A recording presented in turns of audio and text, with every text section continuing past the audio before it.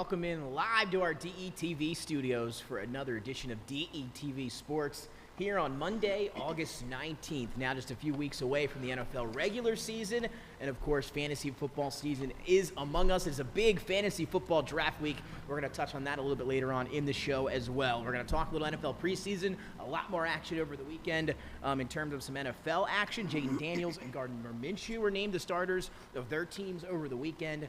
And a few other things to talk about in terms of the NFL. Is Team USA going to change their basketball coach? It seems as if Steve Kerr will be stepping down here after this Paris Olympics that just concluded recently. So we'll talk about who should take over that job here going forward for Team USA. But, of course, the bulk of it going to be the NFL. But we are back, full crew again tonight. Dennis back behind the glass for us, running the show. Jason, how are we doing on a Monday? Man, we had a great day.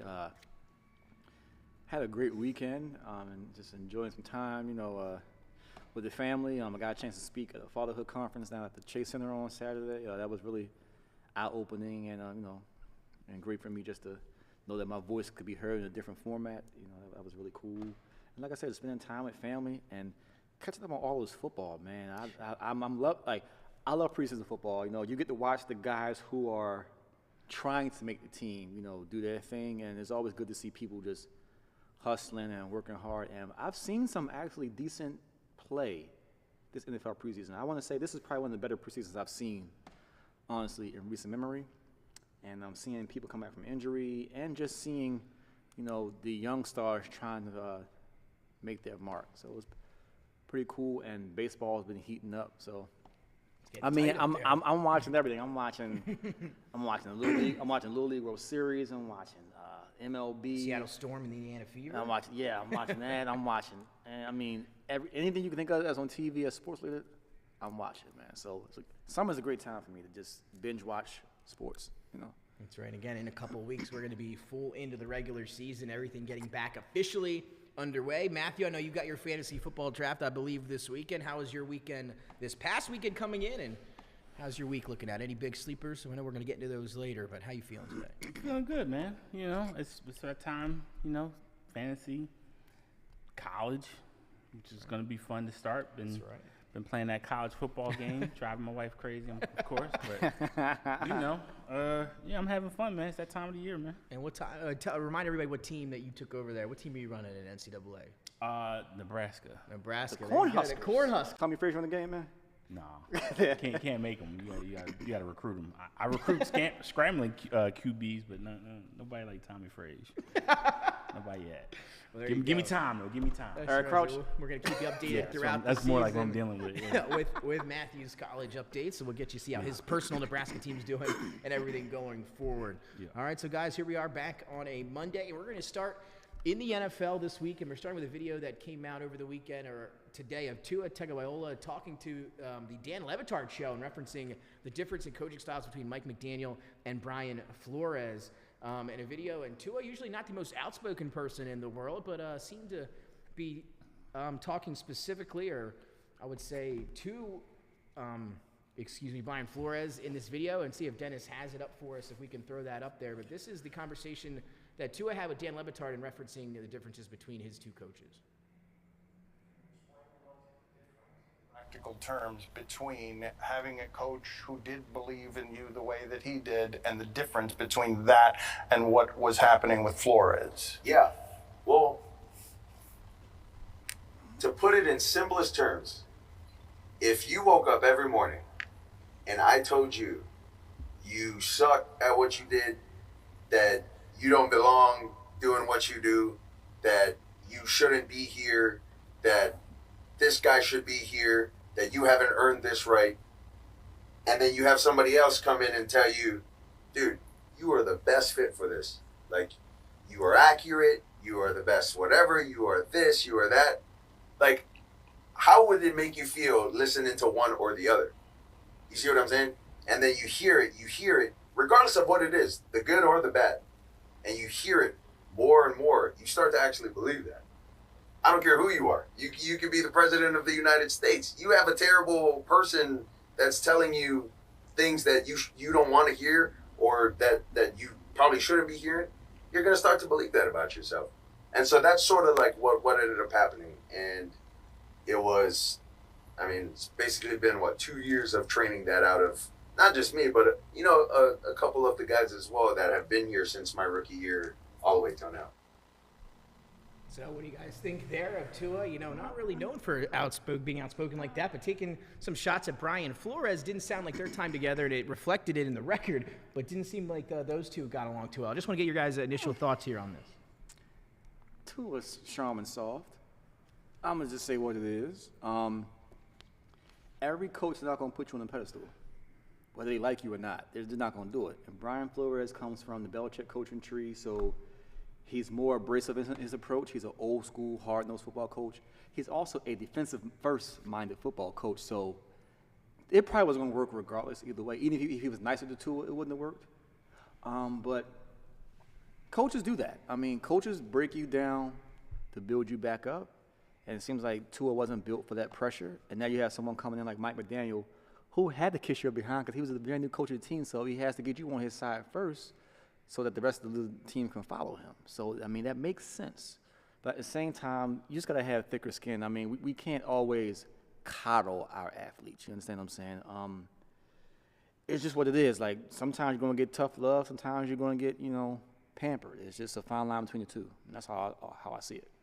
What do you think, Matthew? Anything you take away from Tua speaking here on his former coach, Flores? Again, Flores is now, I believe, the defense coordinator of Minnesota. Right now, as it stands currently, obviously not a lot of success during their time together in Miami, but the last 2 years, Tua and Mike McDaniel having a lot of success in that AFC East. What are your takeaways here? I mean, I'm not shocked. I mean, Brian Flores, first of all, I don't believe he's ever been a guy that could lead a team, much less a quarterback. It's not just Tua. He had problems with Kenny Stills. He had problems with a lot of guys with the anthem protests, with just other things that were going on. There's a lot of things that were, I think, muddying the waters when he was there. And then everybody knows he put out that thing about he was getting blackballed from getting coaching positions. Yeah, that was a big court case, right? Yeah, so, I mean, Brian Flores is a guy that I don't think he's easy to get along with. I do think that Tua, if we're being honest, has been pretty much throughout his career, has been pretty coddled. I mean, you're talking about a guy that, and I'm saying this just as a person who just observed him since Alabama. So Jalen Hurts was the Alabama quarterback, did well, was not doing terrible. Yeah, freshman of the year. Took over, brought him in, and things in Alabama are like, when you're in Alabama, everything's taken care of. You're basically on a pro team more or less. And he's been given the keys since he's been there. And in Miami, they got him some talent. They got Tyreek Hill. They have Waddle. Right? Yeah, they have the speedy running back was it Archain?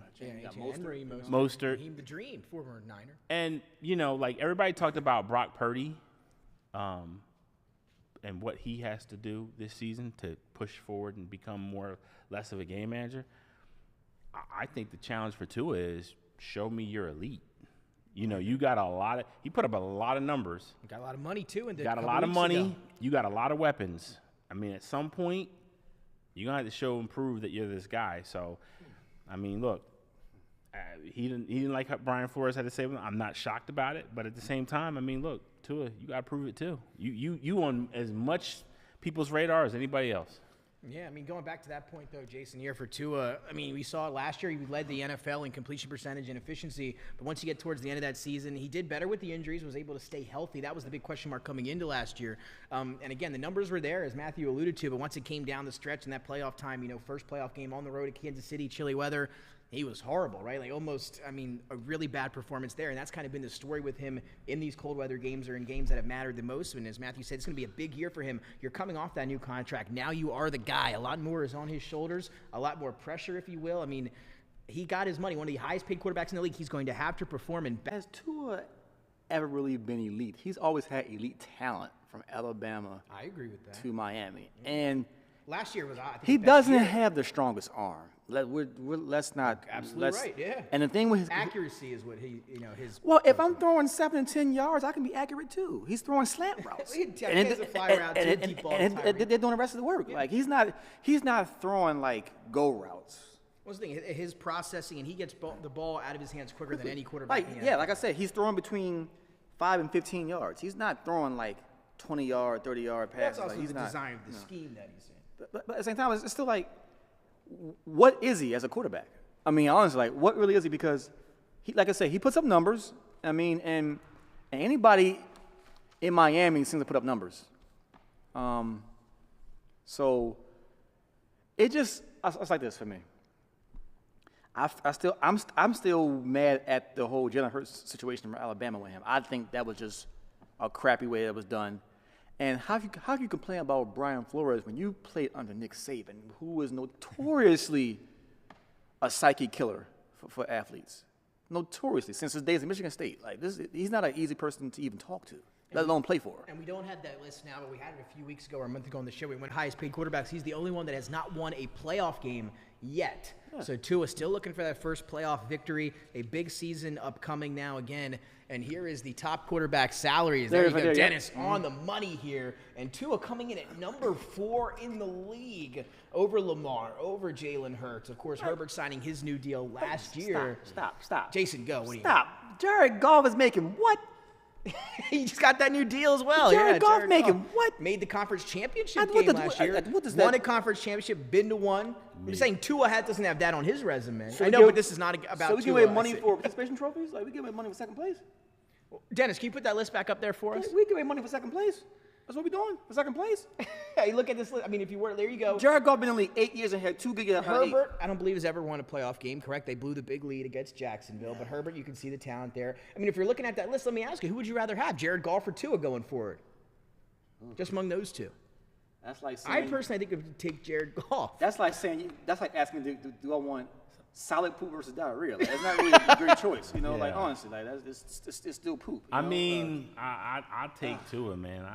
I'm not a big believer in Jared Goff. Yeah, that's true. Where are you going with that? What do you think, Jason? Neither. Push. He can't even get him to answer that. Like, but what are you guys' expectations? This is before we move on here. Expectations for Miami this year, because that division halfway through the year looked like it was theirs, and they were going to run away with it. Buffalo with a huge comeback towards the end of the season that ended up coming back and winning the division on the last week of the regular season. Is this year that Tua and the Dolphins can win that AFC East? No. And now you don't like Buffalo, so are you going with Buffalo though? Excuse me, what? No. That's what I think. So who's it going to be? If the Jets are healthy all year long, right? It's their division. Yeah. Jets too? Yeah. And let me also say this, because this is the problem I have with these salaries, with these guys, is it's great to sign the salary. It's great to sign the contract. But the problem I have is people want to make excuses when these guys fall short. You're paying these guys $50 million plus. Now, you're telling me if you're ranked 4th at your position in salary, you're telling me he's that elite of a talent. And then you're telling me I can't judge him per se? Why? Why can't I judge him? He's getting paid elite. Why can't I judge him with the elites? Agreed. I agree. So that's the problem I have with Jared Goff. We don't want to make excuses for Jared Goff falling short, but it's like, dog, you're getting paid just like everybody else. I've seen Kyler Murray take strays. Yeah. I've seen a lot of people take strays. I've seen Lamar catch strays. He was the MVP before he got his contract. Like his thing, Lamar Jackson was an MVP before that contract. Right. And he talked about as if he's done nothing in the NFL.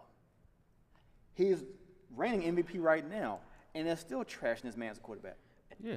Like that's not adding up to me. And then if you look at some of the quarterbacks in the past, and this is the problem on a different note that I have with some of these salaries, is you got guys like Peyton Manning and Tom Brady who are smart about it, right? The hardest thing to do is to build a team around a quarterback making over $50 million or at that time that much money. It's the hardest thing to do. That's why these rookie quarterback contracts are such a big deal. That you have them on these deals for 4 years. You can build around them, and see how it goes. But I mean, after that, when you pay these guys, it gets substantially harder to make it, to be able to win and get better players on that roster. And you got Tua now making $50 million, Jared Goff making $50 million. You know, a lot of these guys are going to be coming up for more money. And that are the reasons you got CeeDee Lamb not getting his money yet. Jamar Chase hasn't got his money yet. And a lot of the Dak being in that list as well. And you got Dak in a contract negotiation, and Tua's out here getting $55 million. And again, I don't think Dak's a lot better than Tua, but he is better than Tua. He is by a margin. You're a lot better than Tua. Again, I'm sorry, you're a lot better than Tua. It's up to these teams, and they thought it was the right decision to pay Tua that much money. They think he's going to be the guy. I mean, we sat up here. I said then I would not give him that much money. I know there's a tough situation because the next question that everybody always talks about is, if you don't pay him, where are you going to go? What are you going to do? You know, there's nobody else out there. Well, is that better than going through mediocrity with $55 million a year for the next 4 years? Here's my problem with NFL contracts. I'll say this real quick too. Players are allowed to negotiate extensions way too early in their contract. Like, I shouldn't be able to go for money after 2 years. I got a 5-year deal. That's insane. It should be at least that. If you're on a 5-year deal, it should be a 4th year where you can negotiate, and vice versa. Like, but negotiating 2 years into a deal and just making another one void, the whole new deal, it's like they're using like money from Monopoly. Like, it doesn't make sense to me. And not only are you handicapping the team, you're handicapping your fan base. Like, it's a dirty game. And I know NFL, risk for injury is more adverse than other sports, but still, like, y'all making tons of money off of merchandising rights and gate receipts and that kind of thing. Like, spread that wealth a little more amongst the team. And I think, like you said, the quarterbacks like Peyton Manning, Tom Brady, who took multiple team-friendly deals to build. I think that's what you have to do. And even I agree. And even in Lamar's case, he got the $52 million, but he only got that money based on the average market rate. Baltimore in the past would not have given him that. Like, we caught flack for giving Flacco $25 million a season, and that was a big thing after the 2012 Super Bowl. And we were handicapped defensively for about 4 or 5 years. Couldn't draft good enough players, first round level talent. We still had a great draft, because Ozzie was the guy, but you kind of had to cut ties with a lot of good players because the money was so tied up. So it's too much money being given to. I can say in any sport. It's too much money being given to mediocre talent. You can say this about the NBA. You can say it about the MLB. Yeah, you can say about NFL. That's just where we are right now. Yeah, I mean, it's just crazy. Like I said, the quarterbacks like Tua, Matthew, that are making that much money. How do you feel? Sure. So do you want to lock up a guy like Tua? And maybe they did think Tua. Maybe they don't have the same viewpoint as us. Maybe they're with him every day. They have a better idea. Maybe they thought he could become, elite, as Matthew was saying a few minutes ago. I'm sure that all of us don't think he is here sitting at this desk. Would you have given him the money, or would it be tough to sell a fan base on, hey, we're not going to give Tua the money. We're going to have to look maybe to draft one. We're still going to be decent, so it'd be like a middle of the first round pick, maybe in free agency. It's a tough sell to your fan base. I get it. But long term, is that the better decision to make, considering, and again, we're bad-mouthing Tua up here. He could win the Super Bowl, I guess, in the next couple of years, and then, I look bad for saying it. But it's tough. So what do you think would be the right thing to do there? I mean, I'm all about market. If you think your guy's worth $50 million, then go out and then go get it. I'm not going to give it to you. I'd rather take a chance on a Baker Mayfield, a Zach Wilson. I'd rather take a chance on that. And if they do well, I'm paying them $40 million as opposed to $50+ million. So at the end of the day, I get why these guys go out and get their money. I get why some of these teams feel like they have to get these guys their money. But I think the thing that people are missing is you can give these guys all this money, but you got to, for example, Detroit, you got some hard choices to make soon. You got Jamison Williams. You've got the O-line among the best. And I'm not sure if Amon-Ra has his new deal yet either. He might have gotten his last year. He got a new deal. And you got the running back. Gibbs on a rookie deal. That's what I'm saying. You got a lot of hard choices to make. And if Goff doesn't win, okay, so then we're going to be wrong if we say that he failed. The same thing with Kirk Cousins. And I've said this before. Kirk Cousins, to me, is the only quarterback that I've ever seen in life substantial money and no one hold him to any kind of accountability if they don't win. And then when he doesn't win, it's Kirk Cousins, or look at the roster, or look at the team. It's like, dude, I'm sorry. When you get paid a certain wage, you're telling me that this guy is elite. So I'm going to have elite standards placed on him. You can't tell me you pay a guy $50 million and then think I'm supposed to look at him as a fifth-tier quarterback. That's crazy to me. Yeah. Why? Brock Purdy, if he doesn't do well this year, he's going to catch a lot of flack. He's going to catch a lot of strays, and people are going to dump on him. They're not going to say, well, you shouldn't be that hard on him. And what can you expect? And if Brock Purdy gets $50 million, let me tell you something. The expectations change. Dak Prescott was a 4th-round quarterback. He did well his rookie year. People said, man, that's a steal. Look at what he's done. He's doing great. Brock Purdy was a 7th-round quarterback. Same thing. At the end of the day, once you get paid, the standard changes. Once they gave Dak elite money, I'm not looking at you no longer as a 4th-round guy that made the team and doing well. And the same thing with Brock. When Brock gets that money, I'm not going to look at him like, oh, it was a steal for us, 7th round. Oh, great, steal. That's in his story. That's part of the legacy. But, dude, I'm not grading you on a whole different scale because you're getting paid a whole different scale. I think that's very well said. I think that sums it up perfectly. And let's not act like Tua was hurting for money. If he didn't sign this deal, he still would be making $32 million this season. So let's not act like he would have been hurting for money. Again, you got those guys to that point all sitting out of practice. Jamar Chase reporting back today for the first time, and if I were him, I wouldn't even have reported today.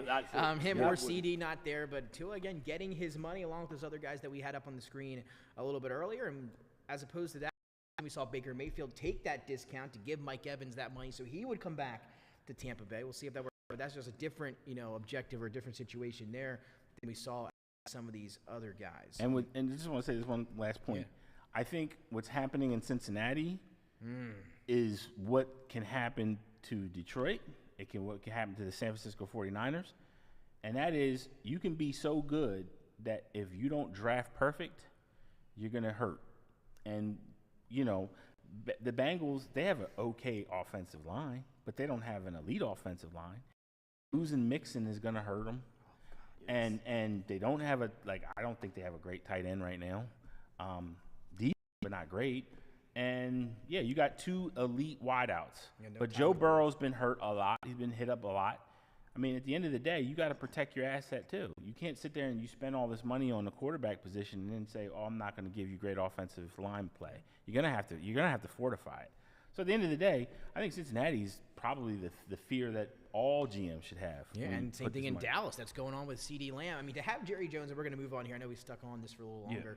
For Jerry Jones to come out and say, "Hey, I have no urgency to sign," I mean, that is just to me sound like the most ridiculous thing I've ever heard. Like, you can think that even if it's not true, which it isn't. To come out and say that publicly, I mean, CD's going to see that. Other people are going to see that. I mean, that just comes off as disrespectful in a way, in my opinion, to a guy that was the number 1 receiver in the NFL. And again, you pay these guys now. If you're Cincinnati, and how are you paying Jamar Chase? If you're Dallas, how are you not paying CD? The price only goes up as time continues. Next year, that price is going to go up even more. So the longer you wait, the more the price goes up. It just doesn't make any sense to me what Cincinnati, what Dallas, and some of these teams are doing here in the offseason. It's Jerry Jones, bro.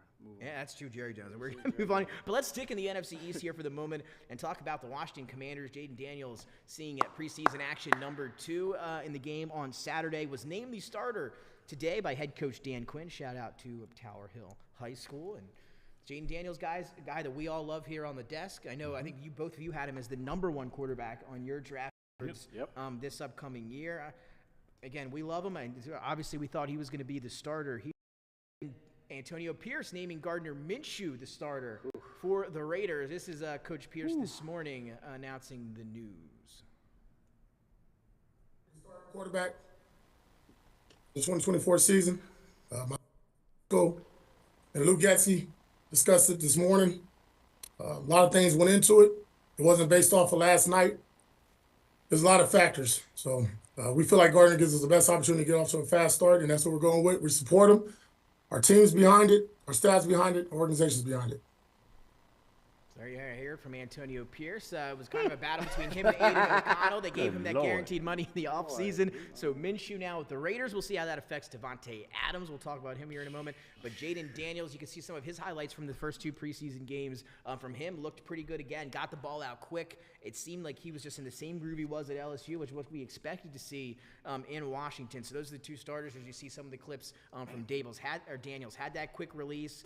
Again, in that Cliff Kingsbury offense, it's going to suit him very well. He made, again, some great throws here. And again, Terry McLaurin, I think, is going to have a big year. We'll talk about him as we get into the fantasy football action of it there. But you see Jaden Daniels using the legs. So 2 starters named today. We kind of expected that from these 2 guys. What are your expectations for Minshew and the Raiders and Daniels and the Commanders? Jason, we were talking pre-show. got high expectations in Washington. Yeah, I mean, I'm very high on Jaden Daniels. I'm high on the Commanders roster. I mean, offensively, with Cliff Kingsbury there, they might be a top 10, top 15 offense this season. Because Jaden Daniels processes things very quickly. He's very smart with the football. He won't have a lot of turnovers.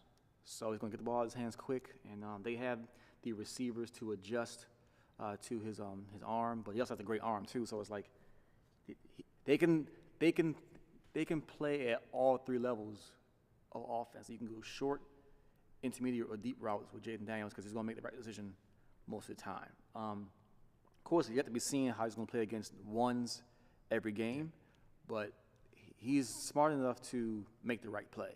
And again, he has the threat of using his legs. They haven't had so. He's a smarter RG3. Honestly, RG3 didn't process offenses that quickly, but he had the legs and had the arm. RG3 at Baylor, his rookie year, unbelievable he was. But Jaden Daniels is going to be better than that. And I agree with you there. I always go back to that Randall Cunningham comparison. I know we talked about that months leading up to the draft. Just so smooth out there, man. He looked real smooth. I know you loved him a lot too at LSU. What are your expectations for Washington this year? And then we'll jump into Gardner Minshew and the Raiders here quickly. But what do you think about Washington? I mean, they're much improved. I mean, I think they're going to be an exciting team. I look for Jahan Dotson to have a good year. I think I agree. Cliff Kingsbury's offense is perfect for him. I think it's going to be a lot of good stuff that we're going to see. I will say this about the Gardner Minshew. He said that like he was a doctor giving a bad diagnosis. Yeah, I mean, it was like, yeah, we're going to support him. We came to this conclusion, like, bruh, this is not good, man. I don't want any parts of that. I posed the alternative, though, which would have been Aiden O'Connell, the rookie last year. We saw him. He had some moments. bro. So you guys would rather go with O'Connell? Honestly, but again, they spent the money in the offseason to go get this guy. Did you see the grimace on Antonio Pierce's face, though? He's like, yeah. My first year head coach, this is what y'all give me to work with a quarterback? Like, that's what it's. Gave him some guaranteed money. He was like, their face was like, and I think half of it was, in the offseason, obviously, after what Aiden O'Connell and Devontae Adams not happy after what happened with that offense last year. I think they just kind of had to take what they thought was the best situation. Just give me Josh Dobbs. I guess Gardner Minshew fell into their lap. But I do think that's a little bit of an upgrade. I mean, not in terms of the money you're giving him, but I think just if you're just looking at the two quarterbacks, I think Minshew is a little bit led the Colts to the playoffs last year. So I think he's the starter. Wait, I'm not trying to act like he's going to be a top 20, 25 quarterback in the league, but I think it's the right move for the Raiders, who I expect absolutely nothing from. However, Gardner Minshew is only good in spurts. He's good for like a good. He's like who is he like? He's like Ryan Fitzpatrick. He's gonna give you 5, 6 good games, and after that, he's gonna fall off a cliff, a steep cliff. Yeah. Then that's what Gardner Minshew gonna give you. He can give you 5, 6 good games, and after that, it's gonna be poop. And we're gonna talk about fantasy later, but can you expect an uptick in Devontae Adams though production this year? Really? No. From last year? No. Man, it was a brutal year last year. It's going to be brutal this year. I think he has a better year. I think with Minshew, I don't think the team is going to be obviously great. They won't be good, but I think Devontae Adams, with what happened last year, and if you guys have watched that wide receiver documentary, it's very clear that he is unhappy with what has happened. I think he's going to get a lot of targets. I think he's going to get a lot of catches, no matter how well the team is going to be a good year. Remember, they lost Jacobs to the Packers, though. Yeah. That's a telltale sign. And I like Zamir White a little bit, too, this year. So let me ask you this. Yeah. Would you touch him in the first 4 rounds of a standard 10-team draft? Devontae? Yeah. Yeah, I would.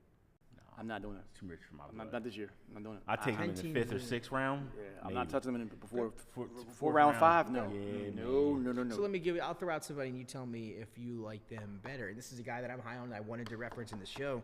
Scary Terry McLaurin from the Commanders, now with Jaden Daniels, has dealt with horrible quarterback play over and his put up numbers career, every and year. still produced. Exactly. So Yeah. if I ask you, would you rather have McLaurin or Adams for this year? I'm taking McLaurin. I think it's close. I would. It ain't close. It ain't close at all. I'm taking him. And the point about the Commanders, De'Ami Brown's gonna be number 2 over Dotson. Yeah.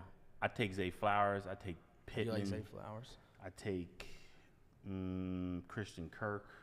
I take Malik Neighbors before I take Devontae Adams. I do like Malik Neighbors. I'm Rashee still sticking Rice. with Devontae Adams. I'm still sticking with him. I would take Devontae Adams over guys like Calvin Ridley, Deontay Johnson, Chris Godwin, Keenan Allen, those kind of guys. I would take him over those I don't know. guys. Keenan Allen might have a big year in Chicago, man. I don't know. I love what Chicago. I mean, we'll talk about Chicago going over, but they got some weapons over there in also that got Caleb offense. Williams. Oh, there's some nice throws over the weekend there after he got going. Yeah, but the Commanders, I think, is at higher expectations. I should say.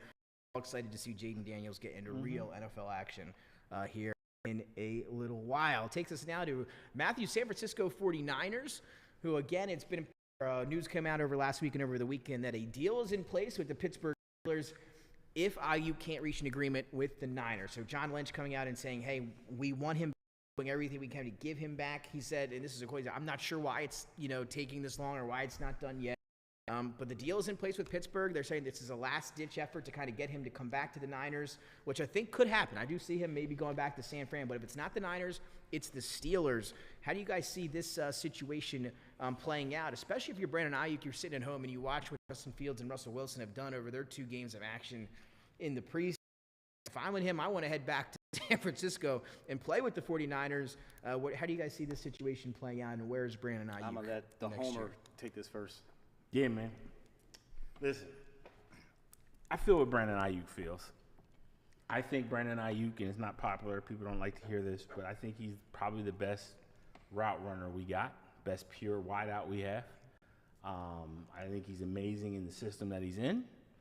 I don't think he's a wide R1 and on any team, and unless you're like talent depleted. I think he's a good number 2.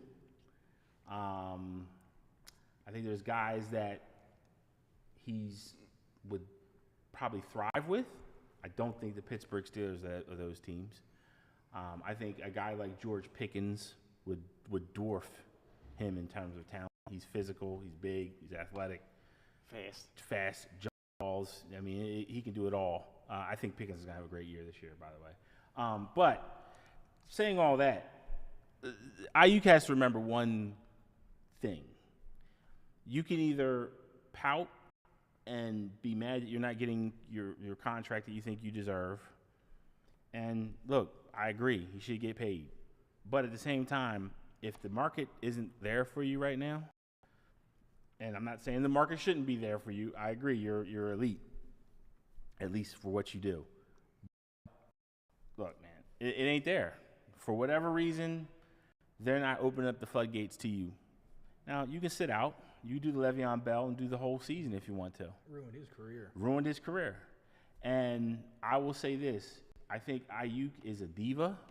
I think he has been feeling disrespected by the Niners. I think he feels that he's not getting the due credit for being the weapon that he is in that offense.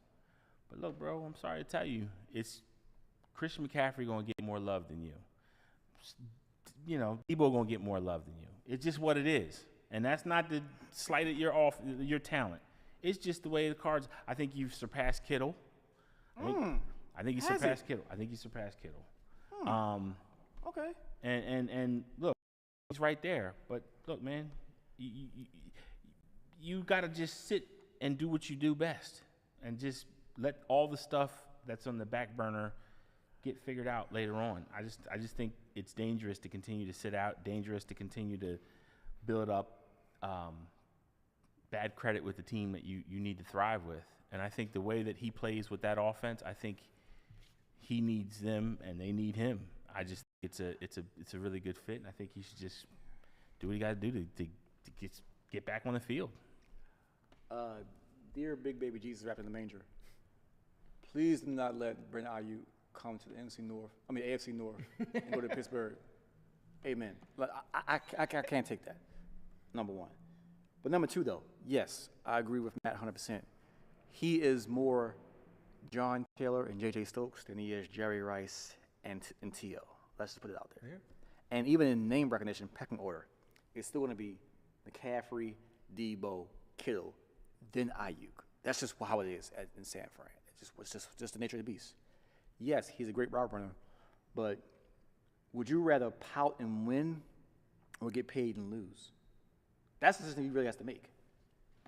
Are you going to pout and win or be happy but going 6-11. And again, and when you look at it that way, right, it's only a little bit of money would be the difference, right? Yes, you would get more in Pittsburgh, but you would still get obviously a raise with that new contract in San Francisco. Maybe not to the extent that Pittsburgh would give you, but now you're going to make at least more money with a winning team that's been in the Super Bowl twice in the last 3 or 4 years. San Francisco is still in win now mode. Yes. You go to Pittsburgh, they don't know what they are yet. That's a fact. That's true. Now, Mike Tomlin studies the ship. And not only that, again, and I think this has to be stated, Arthur Smith is running the offense in Pittsburgh this year. We all saw what happened with the Falcons last 2 years. No Bijan, no Drake London, no Kyle Pitts. I mean, you can't think of a worse situation for talented skill position players. You literally can't.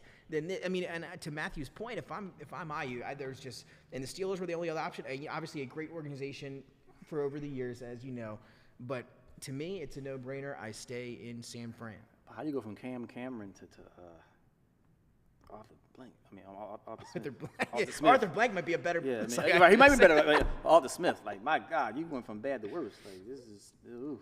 So we'll see what ends up happening with Brandon Ayuk. Again, the regular season is coming up, so we're going to expect a decision here within the next couple weeks. It got to be the next week. Yeah, so we'll see what happens there. Another thing I want to talk about, guys, of Arthur Blank is the Atlanta Falcons. So something I thought was very interesting. I just want to get what you guys think about this. Michael Penix Jr. saw action in the first 2 preseason games. The 8th overall pick out of Washington. I believe I had him 4th on my quarterbacks, 3rd or 4th, looking back on it now. But he gets taken 8th overall. He plays the first 2 games, and I think he looked pretty good. I don't know if you guys saw the clips or he looked good, quick release. Everything you saw Washington translated, at least early in this preseason. They have decided to sit him for the final 2 games of the preseason, knowing that there's a chance we shouldn't see him at all this year, or maybe next year, or the next 4 years. He's on a 4-year contract. Kirk Cousins is on a 4-year huge contract that he signed in the offseason. What do you guys make of the Falcons sitting Penix for the final 2 games of his rookie preseason when it doesn't really look like he's going to play? I think it's insane. I just think he needs reps. How could you not throw him out? What do you think? I just thought this was wild, and I wanted to put this on the docket today. He's getting practice reps. I don't think these preseason reps are even meaningful because he's not going to play either way. So I'm looking at it from the other aspect. Yes, he's not going to play regardless, so why risk injury? And then why risk the factor of he gets injured and then Kirk Cousins goes down and you don't have him either? So I think they're thinking from that mindset because, Kirk is older and want to make sure that Penix looks fresh for the season regardless. So I think they're protecting both of their assets by not playing either quarterback the rest of the preseason. That's how I look at it. I think he's done enough. He's older quarterbacks coming into the NFL, so I think they know he's picking up on the playbook a little faster than expected. So I look at it from, okay, we know Kirk Cousins is older, so we want to make sure that our insurance policy doesn't get hurt either. So that's why they're benching Penix the rest of this preseason. And I've never been one to try to not play. I'm afraid of getting hurt. That's just not how I view things in terms of football. Football's a game. You play football. How you get hurt in football is trying not to get hurt. That's just kind of how it goes. Right. And to me, I think the reps are so valuable, even for a guy that we may not see. And even to your point, if something does happen to Kirk Cousins, who's coming off that Achilles, right? Hasn't played since he tore that Achilles last year. I think the reps even make it that much more important because if he were to see some game time, you're just a little bit more familiar with those reps, with the defenses, with the offensive, the scheme, et cetera. And again, and to Jason's point, maybe they're right. Maybe they see him at practice and they go, wow, he's really good, or he understands this offense. And maybe to your point, they think that he doesn't need to be out there. I think he should be out there, Matthew. What do you think? Yeah, I think the Falcons are just once again proving that they're stupid. They don't know what they're doing. I don't think they know what they have. I mean, well, yeah. Like the problem I have is where are you going? Like to sign Kirk Cousins and then go out and drop a top 10 pick on Penix just doesn't make sense to me. Like you knew he was going to be there when you went and you signed Kirk Cousins because nobody had him mocked to go earlier. No. So at the end of the day, it's like, what are you guys doing? Are you trying to just purposely make this even more messy? I mean, look, and look, hats off to Kirk Cousins. I mean, once again, he's found himself in a cozy position where it doesn't matter if he wins or if he loses. He wins. So no expectations. I mean, they've got Drake London, who I think is a great talent. They've got year from Kyle now. Pitts, who we're still waiting to see what Yeah. this is. Wait You want to have that conversation? Another Florida player, Go huh? back and watch the clip. See who was playing quarter. Not only did you have Arthur Smith running the offense, which is already a huge, step behind the 8 ball. You have Desmond Ridder playing quarterback, and I even forget who was the starter before Ridder. Marcus Mariota, I think, was the starter What a couple rhymes years with ago. Ridder? Oh Yeah. my goodness, That's man! what it was. I can't blame any of The those last guys. great Florida skill player in the NFL was Hernandez, bro. Hey, let's Killer on the field. Two I'm my gonna bad. say Percy Harvin. No, Hernandez is more recent than. Yeah, Percy Harvin was more of like I think he played long. I think he was still going after Hernandez though. I feel like in terms of But honestly, Florida is the Duke of college football. Like you get players that are great in Good college, Lord. get to the league, and they like, well, where the hell would you go, bro? I'm sorry, I digress. we'll have a Florida. I'll bring it. Yeah, I'll we have a list drafted, for next and we week drafted on a guy Monday. too.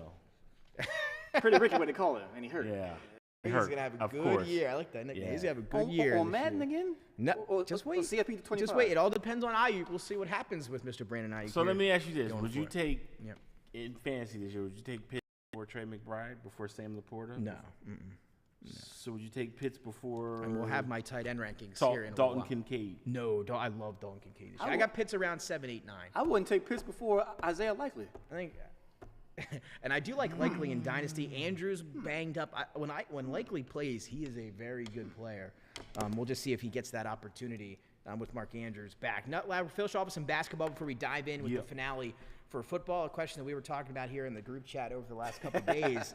Team USA basketball going to be going in a new direction. Steve Kerr has said coming into the 2024 Olympics in Paris that this would be his last go around. God. He'll be stepping down.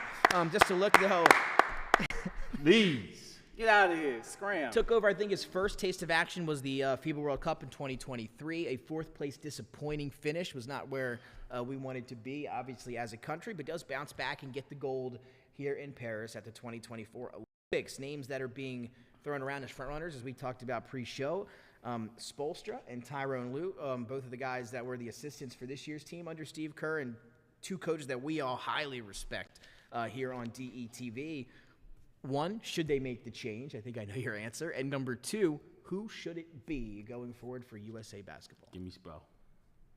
I'm with you. I'm going to go with Spo. I'm going to go Lou. All right, well, let's hear why. Matthew, we'll start with you. Why Eric Spoelstra? I think he's just more cut from the cloth that you need for these guys. I mean, for whatever reason, I don't think people respect Steve Kerr as a coach. They can say they do when the mic's in their face, but I don't think they really do. I think they look at him as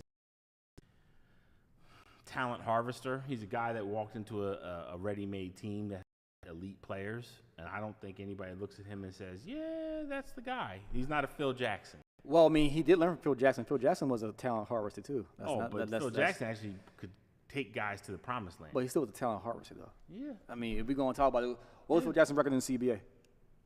I think he won with the CBA. But what was his record early on with the Bulls? I don't even remember. Like I'm saying, you didn't know Phil wasn't Phil right away. Well, no. The thing that Phil did was he took Tex Winters and he put that offense. Yeah, he took that Kansas State offense from the That's 60s a fact, and made it his own. You know? And yeah, and I that's part of being a good coach, recognizing the talent around him. Doug Collins sat there with Tex Winter talking to him for years and said, "Nah, I ain't doing it." Kevin Lowry. So yeah. Colin, Yeah, so look, I respect what Steve Kerr as a player. I don't respect him as a GM. I don't respect him as a head coach. I think he's all right, but to quote Jay-Z, he's not real. So like, I'm just like, you good, you all right, but you're not real, dog. You ain't really natty out here. So like, bro, just relax. Go enjoy yourself. We don't believe you. You need more People. And I'm going to go with Tyronn Lue.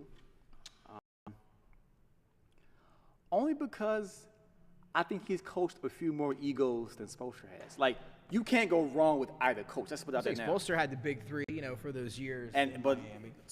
Tyronn Lue also coached LeBron. He's coached Harden. He's coached Russ. He's coached PG. I mean, he's gone through a list of players that he's coached too that have been like elite level talent. So Honestly, USA, anybody but Kerr. That's fact. Anybody but Kerr. Two good choices, America. Can you think of better choices than those two guys if you were to And look around the league? also, I can't. I think whoever's the head coach will keep the other on the staff. Yeah. And I would bring on somebody like Yeah. Nick Nurse. I bring Nick Nurse on I agree, to yeah, coach that- the I team. think That's Team what I was USA about to say. Yeah. Yeah. as assistant. I would bring him on as an You assistant. love for Joe Mazzulla? No, I would bring on. I would bring on Ime I Udoka. know you're going to say that. But after, I don't know what his track record, I Hide your know if the wife. USA would do that. Wife had the but, kids. but I'm with you. To me, it's Spoelstra. I think Spoelstra's one of the, if not the best coach in the NBA, one of them for sure. So I'm leaning Spoelstra. Lou, obviously, can't mess with that one either. Yeah, I don't think either way you go wrong. Yeah, so again, the good hands for whoever good takes hands over regardless. for USA basketball. We'll see if Grant Hill, a few He'll weird screw it up. He'll mess, He'll mess it up. So we'll see what happens. But He's a dookie. He'll mess it up. somehow, some way. let's jump in quickly before we get into some of our fantasy ranks and talk about some of those guys. Let's do some regular season. So we'll have this Monday and next Monday just to quickly throw together some thoughts on some of the divisions. And we talked last week about the, NFC. So that's where we're going to start quickly today, guys. And I want to get how you think the division will play out. Maybe your MVP of the division as well. And let's start with you, Jason. Who do you have winning the NFC East? Why? And who is going to be your division player of the year prediction? I'm standing on my hill from last year. I'm not changing my pick. I picked Commanders last year, and they failed me. Yes, they did. I'm picking them again, and I'm going to quote DJ Khaled. They don't want us to win, so we're going to win. I'm picking the Commanders to win the division. Jaden Daniels, Dan Quinn, a lot of new shake-up, new ownership, new players, a lot of new The stuff curse going of on Dan there in Snyder is Washington. gone. So That thing is real. Round me out your division now, 1 through 4 of your finishes here in the NFC East. Commanders.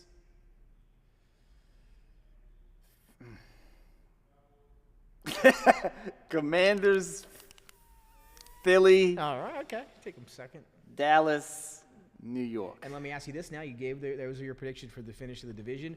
Does the NFC East get 2 teams in the playoffs? Yes.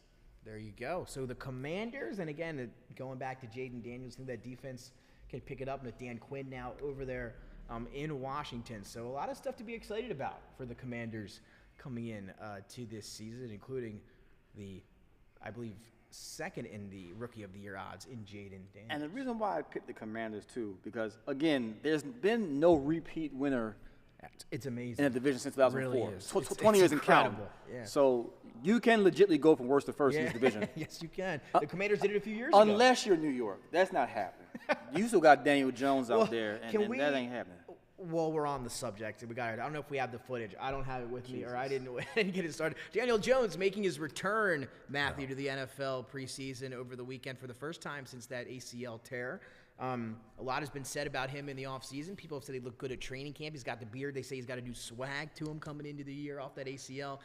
Didn't really field on Saturday. Had 2 of one of the worst throws I've seen since going back to last year. A remarkable pick 6. In fact, Dennis, if you can find Daniel Jones's pick 6 to Derek Stingley and get that up for us at some point, I think everybody at home will be able to check that out. 2 interceptions. I think he looked horrible. Again, it's his first taste of action since the ACL tear. Ain't no first. So it is. You got ain't no Brian first Daboll nothing. said he wasn't too concerned with how he looked. It's his first taste of action. Just good to get him out there. Man, Daniel Jones, You are paying this man $40 million a season, over $40 million. 82 guaranteed, and he come out playing like it's in his rookie year. Those 2 throws that no quarterback should make No, ever. he shouldn't. Danny Absolutely not. Pennies is trash. You throw he threw that stat. ball. He threw that ball in the flat. Just put Tommy DeVito in there, though. No, Yeah, but Tommy he Cutlets, threw get him. that ball in the flat where no one could catch it. But Here the we go. other- Here's the intercept. I mean, that is That's terrible. no. That you don't do. and he did it twice. He should have had one drop. That would have been another Yeah. pick 6 earlier. You in don't the throw game. that. So I don't here- know what this is. You don't throw that. That's a rookie throw. Yeah, you don't throw that. And he's in what, year 5 now? Oh, I got 3 or 4 this year. I don't think Jaden Daniels makes that throw work. Danny Pennies is You trash, don't bro. throw that, cuz. No, and again, And then the interception that Stingley had, yeah.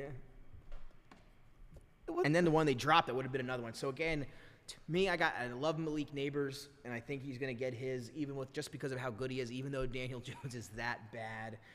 Again, if you watch Hard Knocks, they really wanted Tyrod Taylor. He declined there. He decided to go to the New York Jets instead. So he was with the Jets. So Drew Lock is already hurt. He's the backup. Giants. That's a shame. We'll see how the season goes. But as Jason alluded to, he's making a lot of money. One of the highest paid quarterbacks. You saw that list. He is right on that top 10 list, just right after what we saw earlier from what Dennis put up. So expectations are still going to be there. When we talked about it, right? When you're making that money, Matthew, you're going to want to play like an elite guy. No one expects Daniel Jones to be good. I'm sorry, no one does. The New York Giants I don't know what motivated the New York Giants to give him that contract. Oh my goodness! I mean, I still go back to it. It is remarkable. It was a year coming. They could have got Kirk Cousins. He threw 15 touchdowns that year before he got that dude. 15 touchdowns. He ran for 750 yards and 7 more. So that's not sustainable. I'm gonna be honest with you. ACL. I would have rather have Garner Minshew as my starting quarterback. Yeah, I would have. Yeah, I think so too.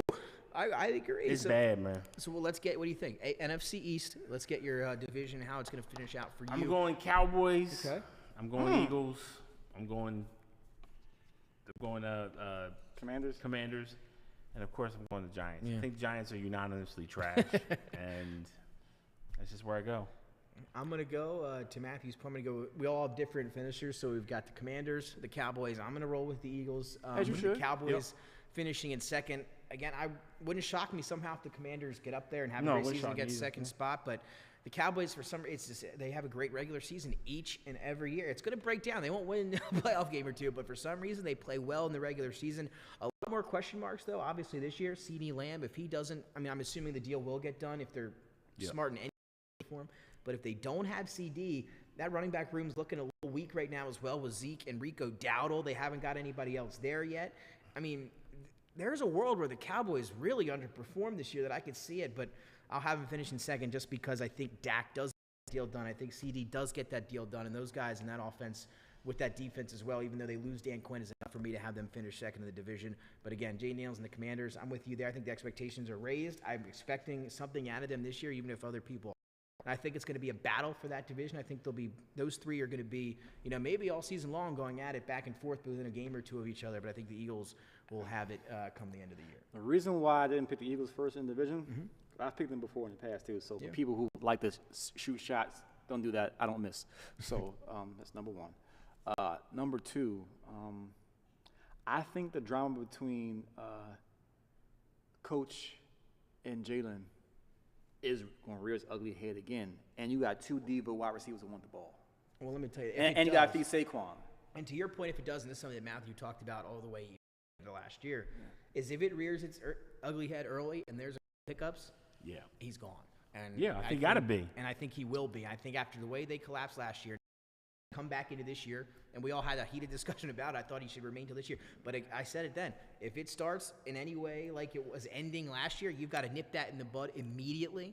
I think Vic Fangio will be the interim head coach. Be the interim. I know week 7, week 8. You talked about Kellen Moore. He's obviously an option too. But from what I've gathered from a lot of the people that cover the team and what has been written and what I've seen, it seems as if Vic Fangio is kind of like he's running his own show. He does what he wants on defense. He kind of was away, and I want to say going against Sirianni in certain ways, but it kind of seems like he is a leader in his own right, and that he may know that if it goes south that he could be the new guy. That's kind of what I've taken from it.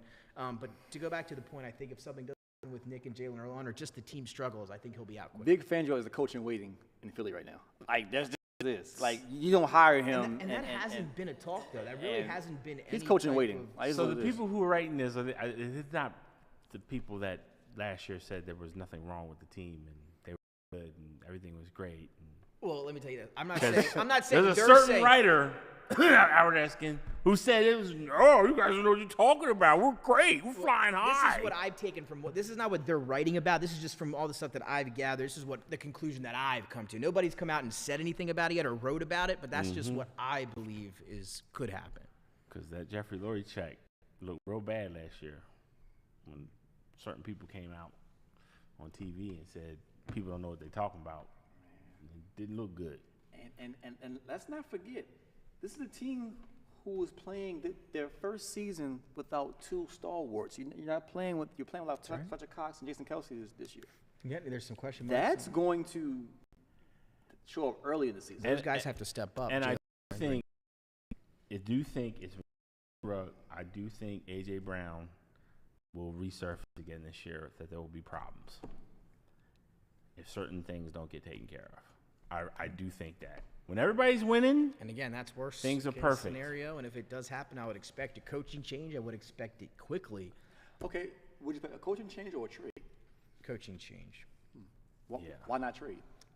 I just think the talent is there. I just think we saw, even from just last year, and Matthew said it, it was just, it's hard to be as bad as they were last year for those final 10 games. That's a long part of your season. Long stretch. And not only that, but you get to the playoffs and, oh, it's the playoffs now, maybe they'll shake it off. I thought they would. I had them beating Tampa Bay in that game. They were, you want to say demolished, they weren't demolished, but they were beat up by the Tampa Bay Bucks in that first round of the playoffs. The team, again, for record, is deceiving me now. They were the division champs down there in the NFC South.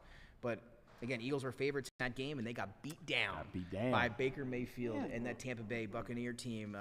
Really hard game to watch, my goodness. But again, we'll see how it goes here. There goes Dennis over there in there now. Fire the cannons.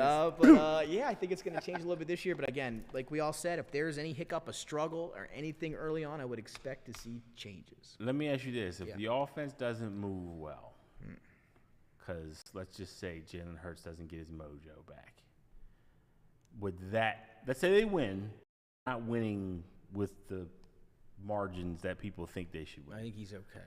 No, I think he's okay. But I'm would talking that about Nick? You think Nick would still be okay? Yeah, and I don't know if he should be, but I think he will be. Because to your point, though, but that's what happened last year, right? They were winning games, but it wasn't pretty, right? And then what happened the final 10? So it wouldn't shock me if, you go back to that and they do that again, and then what do you know? It collapses again down the second half of the season because we saw the exact same thing last year. So I wouldn't be surprised, no.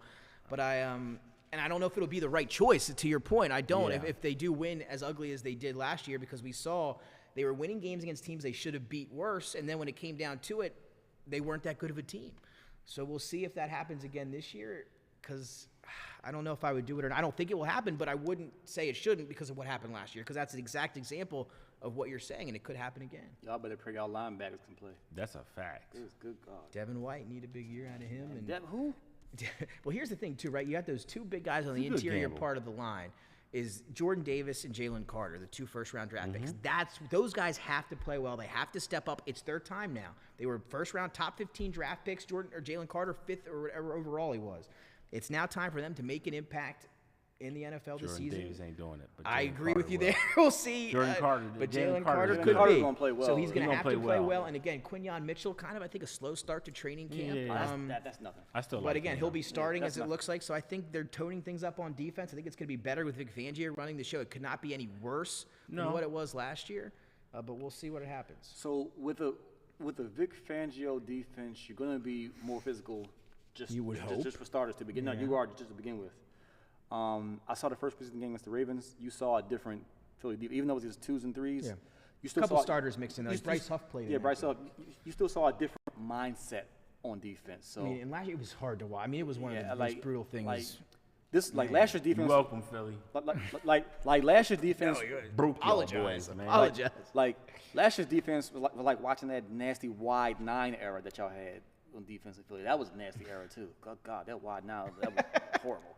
Well, the worst pass defense last year in the league. I mean, you haven't really had elite corners in quite some time. Well, 2 years ago, Bradbury. Not Pro do- Bowlers. Don't do that. They Don't were do- Pro Bowlers. That Pro Bowl is not all equal elite. But that's not, you're right. I that's agree. not, You can that's- have good don't seasons. do that.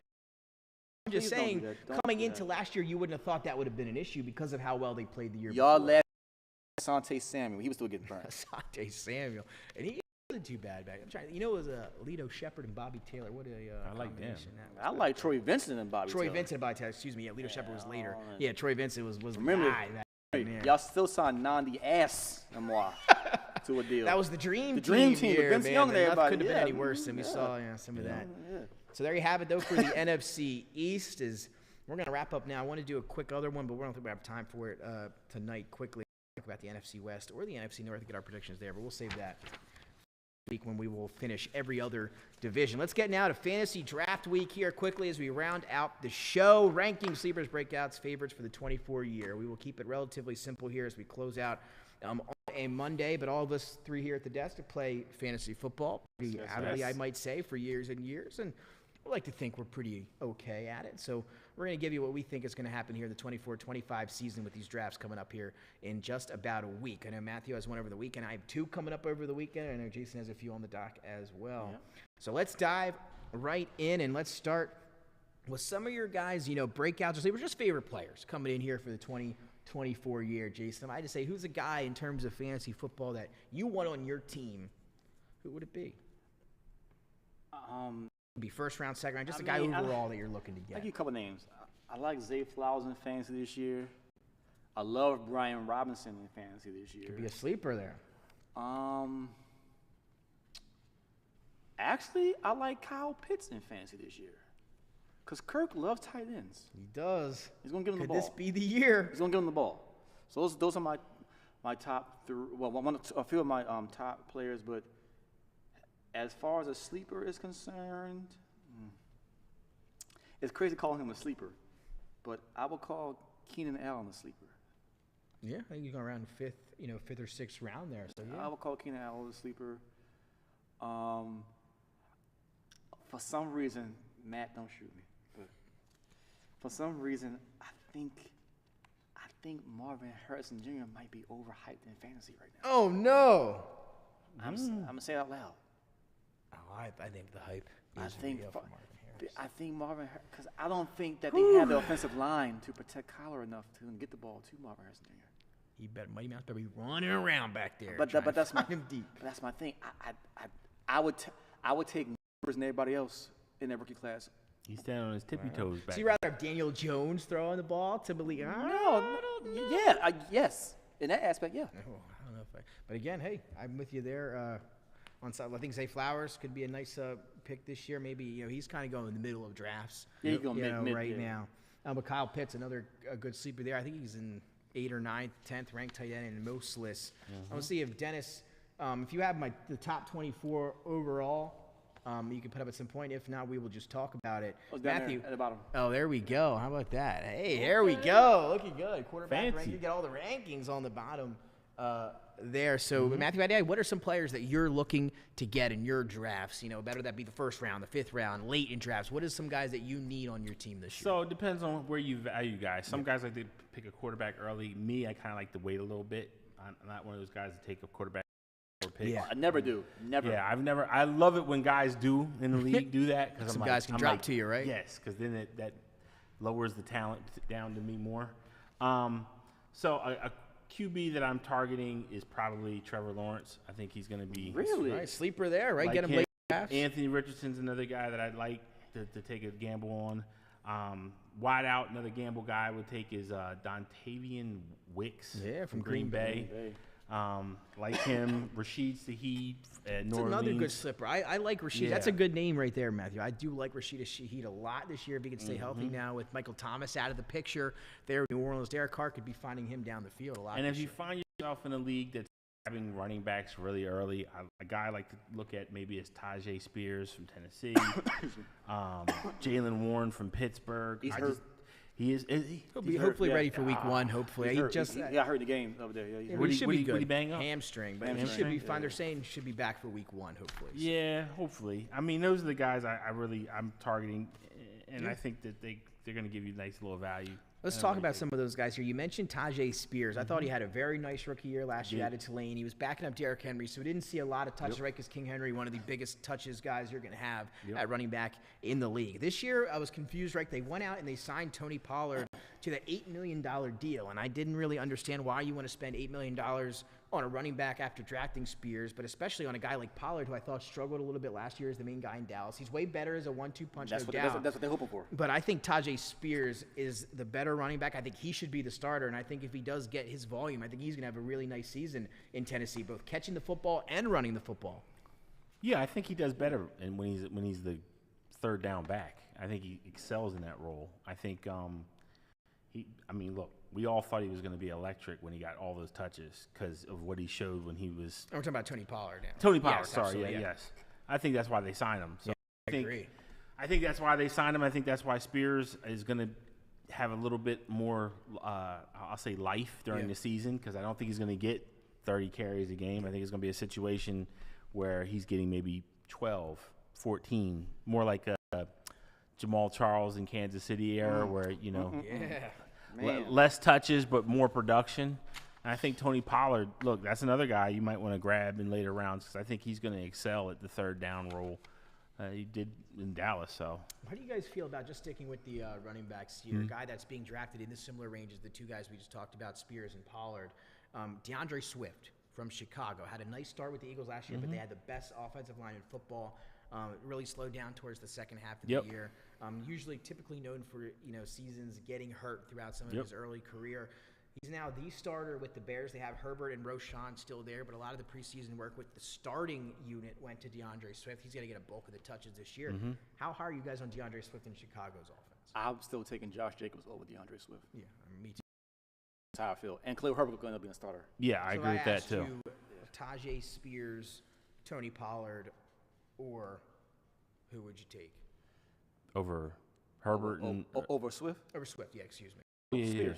So you take Spears over Swift? I'm taking Spears over Swift, yeah. Pollard over? No, I take Swift over Pollard. Yeah. Gotcha. He had that big catch in the preseason game, but again, we'll see if he can stay healthy in Chicago. Offense should be better. Shane Waldron there, better receivers. The offensive line is a little bit improved there as well, so we'll see. But I'd take James Cook over I love James Cook this year as well. I think once we saw Joe Brady take over the play calling in Buffalo, the amount of, I don't like where he's going. I don't like where he's going in mocks. It's going early. It's going like real second early, or man. Third round, probably. Way too early. Way too early for my blood. The same thing with, and look, Buffalo, there's some guys on that like Dalton Kincaid's going way too early for my liking. And I think he's going to have a huge year. I really do. I like him too. It's just a little too rich. Like fifth round as well. Yeah, it's a little too rich. And you can get Kyle Pitts in the 7th or 8th Right, round. exactly. I might take that. Yeah. I might take that. Let's talk a little bit about some of the running backs I have here just to go through as you see them now, and quarterbacks, all the lists and rankings going on the bottom of your screen. My top 10 at running back kind of looks like this guy. CMC, overall, the #1 prospect. Let's just stop there for a second. Most guys with the #1 or people with the #1 overall pick in their fantasy drafts in redraft for this year will take Christian McCaffrey, #1. Are you guys a part of that team? Would you guys take, if you guys had the #1 pick, which I do on Saturday, will you take Christian McCaffrey #1 overall this year? I've done it before. He's in Carolina, of course. Yeah. That's easy. I am too. I think he's a no-brainer. Some people don't feel the same way. We've seen CeeDee Lamb atop these rankings. He might not even play. At 1? Yeah, we've seen CeeDee Lamb at 1. We've seen Tyreek Hill in redraft sometimes Now, at 1. I can see Tyreek Hill at 1. Yeah, I'm okay with that. I can see that. Now, if we go to my top 25s, you'll see on the screen, I have CMC 1 and then Tyreek Hill #2. So those are my top 2 overall fantasy players, and I will be taking CMC #1 as well on Saturday. So if you're in the draft that I will see you on Saturday in, you will know now I'm taking Christian McCaffrey #1 Run overall CMC, there. Is there anybody that you like in the first round, guys, if you're sitting there in the middle of the first round or anywhere in the first round that's not CMC? What guy are you kind of like in that top 12 or 15 range? Brees Hall. Brees Hall. I agree. I really like Brees Hall. Yep. And finally gets a quarterback. I mean, they gave him a lot of the touches last year, even when it didn't matter, right? They didn't really competing for anything. They still gave him the ball. I wonder about the dump offs, right? When you give Tim Boyle was in there last year, he caught his reception numbers were insane because he caught about 10 dump offs a game. But again, you could see how talented and how good Brees Hall is. And Bijan Robinson. There. And so let me ask you that, because that was kind of what I was struggling with. I had the 3rd pick in another draft, and I'm thinking, do I take Brees Hall or Bijan Robinson? That's been the debate between those two all offseason. Who would you guys rather have? Bijan. I think Atlanta has to give Bijan the ball to make Kirk Cousins truly thrive. And again, Atlanta has more weapons too. You got Kyle Pitts, Drake London, some other guys. Yeah. But if they're smart, I mean, last year, if you had Bijan Robinson, you wanted to just scream all season long. They did not use him. Yeah, I was one of those guys. Any correct way. I had to cut him. So talented. I think, looking at me here, I have Brees Hall 1 spot ahead of Bijan in a dynasty that I had Bijan ahead of Brees Hall with the 3rd overall pick. So I could go either way. I think both of those guys are in for huge years this year. Here's a name we're not mentioning in a run-first offense. I got him a lot earlier than a lot of other people do. I think he's going way too late. I'm talking. Go ahead. We Let me see. ain't talking about. Yep, that's the king. 20. And you look at most drafts, and again, I have him higher on my list. I've got him coming in at number 16 overall. I've seen him at 24, 25. I'm talking about King Henry, and that's insane right now. Derrick Henry, where do you guys see him going? Because a lot of people are split on him. this year coming in, I got him at 16. I think he's up there for my overall running back rankings. I have him sitting here. And Matthew looks a little skeptical. I've got Derrick Henry at 7th overall. I've got him ahead of Travis Etienne, Pacheco, James Cook for this upcoming season in redraft. Thank you. Matthew, how do you feel about Derrick Henry? I like Henry. I don't like that. Like, so what is it about Derrick Henry? What is Is it it, about is it that? the injury? Is it the injury? I mean, you don't think he'll be no, healthy? I'm not worried about that. I think Henry will make some points this year. I think he'll make a lot of points. I think he's going to be like a LeGarrette Blunt type situation. I think when they get in that 20, he's going to get the pound. He's going to pound. Yeah. Pause. He's going to do his thing. Okay? The problem I have with Derrick Henry is a lot of his value over the past few years has been volume running. He's a guy that gets 25, 28 carries a game. I don't know if that's going to be the situation in Baltimore. I think Baltimore is going to use him more in a situation where maybe in the middle of the field, maybe towards the end when they're in the end zone. I can see that all day long. I don't have a problem with taking him in the top 15 of running backs. I don't have a problem with that. I think the value will be where he gets those touches in the red zone. I think that's the 20 value. 20. And then, Yeah, and I we think talk that's the about value. obviously Lamar Jackson. An interesting stat I thought was when they get into the red zone, we saw Jalen Hurts with 20 carries inside the 5 for the Eagles. Yeah. Lamar Jackson didn't have 5. When they get in close, they hand the run the ball ball. off. Yeah. It will not be It was- Lamar Jackson. it was Gus Edwards. Yeah, it was Gus Edwards. That's what they're smart. They don't want him taking unnecessary hits at the goal line. I think he's, as Matthew said, going to pound that football all next year. I think it's going to be a big And mind you, wait until Keaton Mitchell comes back too. a little smash and dash type thing smash going and on. dash, man. So now I'm going to play a Pause. game with you here, Matthew. I have Derrick Henry, as we talked about, in terms of running backs at spot number 7. I'm going to name guys after that, and I want you to know if you have them ahead of Derrick Henry on your list, okay? Yep. I start with Travis Etienne. And he's one of my favorite players. He's one of my guys I like, but I would course take he is. I'm not why. I would take Henry over. I would take Henry over Etienne. Go ahead. Take Henry over Etienne. All Yep. right. Jonathan Taylor. Yeah, I would. Wow, I got Taylor one spot ahead of Henry. I just wanted to get Matthews. I would take him before Henry. I would. Yeah. Personally, I would. Personally. I would. I just have in the because- past. Okay, I would as well. Yeah. Okay. So that I would, and then now I go Isaiah Pacheco. No. After No. a huge year last year. No. Okay, so I got Pacheco at 8. What about James Cook? No. Yes, I'm taking Cook over. I'm not. Okay, Josh Jacobs. Yes. Kenneth push. Walker. Who? No. Come on, from the Seahawks? Yeah. Ain't no way. Devon Achane. No. No. Okay, and then Joe Mixon. No. Child, All right, please. so basically we're kind of almost in the same Child, boat please. there. No, I think he's a top 10 Yeah. value. I just there's Joe certain Mixon? guys. It's about Derrick Henry, I think. I'm Yeah, talking I about- think you said there's Joe certain Mixon? guys I'm gonna take over him. Like let me ask you this: what about Yeah. Kyron Williams? That's a tough. I like Derrick Henry over Kyron Williams. For me, Kyron Williams, and I think they drafted Blake Corum in the 4th round for a reason. Blake Corum was drafted in a higher spot than Kyron Williams was out of Notre Dame. Kyron Williams, I think, got way too many touches last year.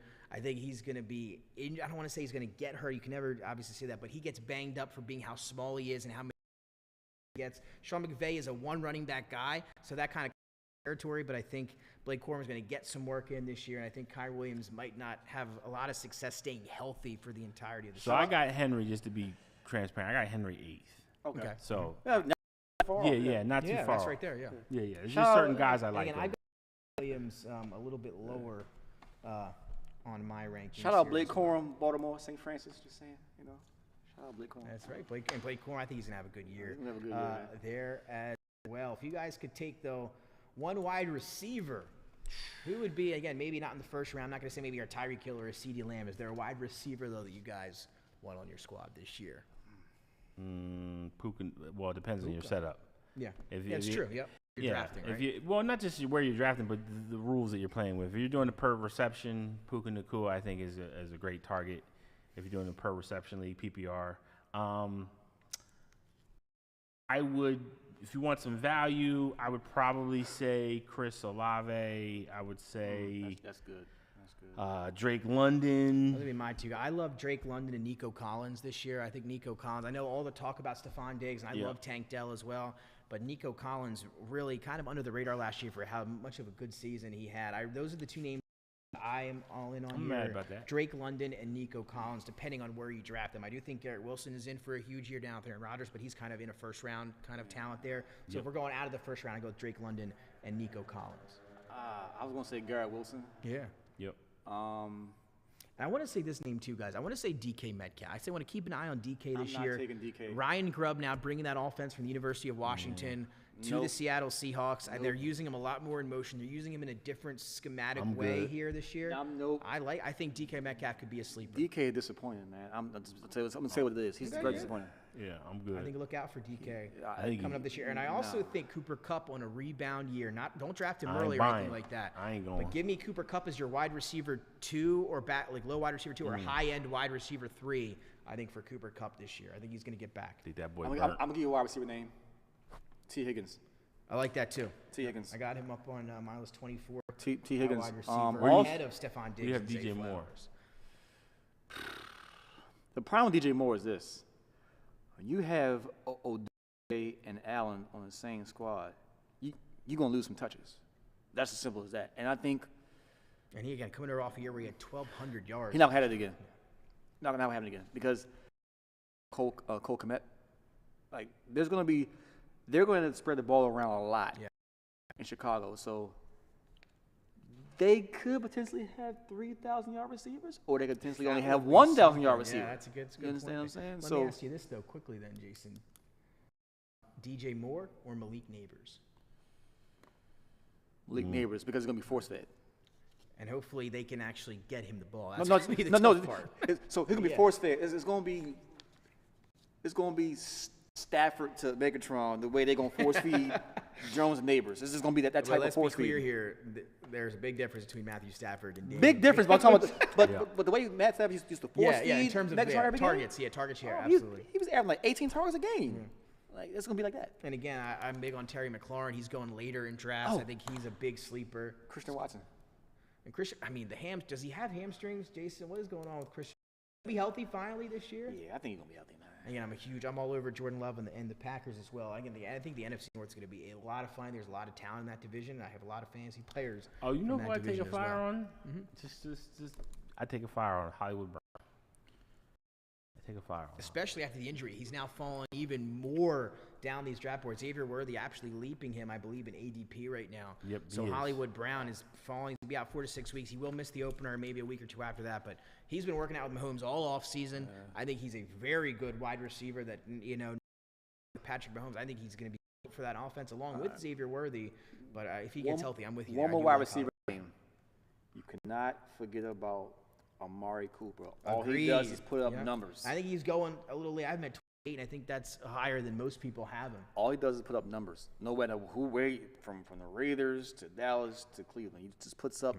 He's consistent. You can pencil him for 1,300 yards every year, between 8 and 12 touchdowns. That's what he's going to do every year. Yep. About 80 catches. That's what he's going to do every year. There's one more guy I would take a chance on too. Is Jameson Williams. I think Jameson Williams. A lot of hype in the offseason. Is he boom or bust though? No, could go either way. And we go back to those rankings. Could go either I way. had Drake London when we did our draft show. I had Drake London number 1, and I had Jameson Williams at 2 or 3 of that wide receiver draft class. I think the talent is there. He was a little banged up, obviously, coming into the year last year. Now he has a full off season with Jared Goff and that offense. Another year in that system. And from what we're hearing out of Dan Campbell at training camp, J-Mo is having a very off season. So again, for where he's going, to Matthew's going late. Snag him as a flex option or a bench option. He still can't run routes though.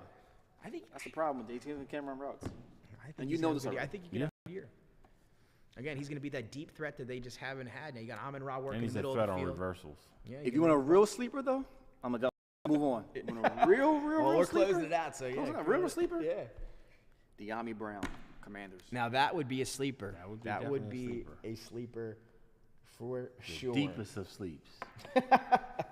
All right, guys. Well, that'll wrap us up here. Again, good luck to all those with your fantasy drafts, of course, coming up this weekend. Maybe if I'll have a draft coming up 2 weeks from now as well, maybe we'll touch a little bit on fantasy as well with maybe some of our teams that we drafted next Monday after some of our drafts. Well, that'll do it here for Monday's show, August 19th here at our DETV studios. Guys, let's close it out. Closing words, Jason, here on DETV. College football, guys. College football starts this Saturday. We got 5 matchups with the featured matchup being number 10, Tomahawk Chop, Florida State Noles versus Georgia Tech, live from Dublin, Ireland. They still running the triple option over there at Georgia Tech. then with nightcap, you have the Delaware State University Hornets right. playing against the Hawaii Warriors at midnight. So for all you degenerate gamblers out there, if you're looking for a midnight action, Del State in Hawaii, there you go. And the spread is Hawaii by 38 over under 55.5. I will say, I always love those late night games where you get that late night action when you just turn on the TV at just watch. midnight and you're like, there's a football game going on right now, so you can't beat that. I think that's a great opener for Del State to be able to play prime. I mean, you assume it's national TV, prime time. It is. Against Hawaii at midnight, so we'll be tuning in there. Yeah, it's definitely a national game. That's right. Matthew, how you feeling here as we close out on a Monday? Good luck in your upcoming draft Appreciate this weekend. Closing word. So, real quick, I'm happy that we all got excited about the Olympics. We saw, Stephen Curry. We saw the amazing stuff that he was doing. But listen, basketball folks, you guys got to get it. You got to bring it back down to earth, bro. Listen, I love Curry. I think he's a top 10 talent to me. Here we go. Yeah, no, we're going with this. Okay, but listen, he's nothing he can do that will ever have him surpass Magic Johnson as point guard. Thank you. It is what it is. Thank you. People ain't got to like it. I will put Curry at 2 at point. I'm not doing that. Well, I respect that. But we got to stop this. I'm just saying. It doesn't matter what he does. It's Magic. All you got to do is watch Magic. He last played some 30 years ago, and you will still not be able to find people that pass like that guy. I'm just saying. The court vision was immaculate. Right. The delivery was crazy. Most of the time, he was breaking guys' fingers in the beginning because they weren't ready for the ball. They didn't think it was coming to them. I mean, that's the kind of vision he had. And look, he still has yet to be replicated. We're talking about a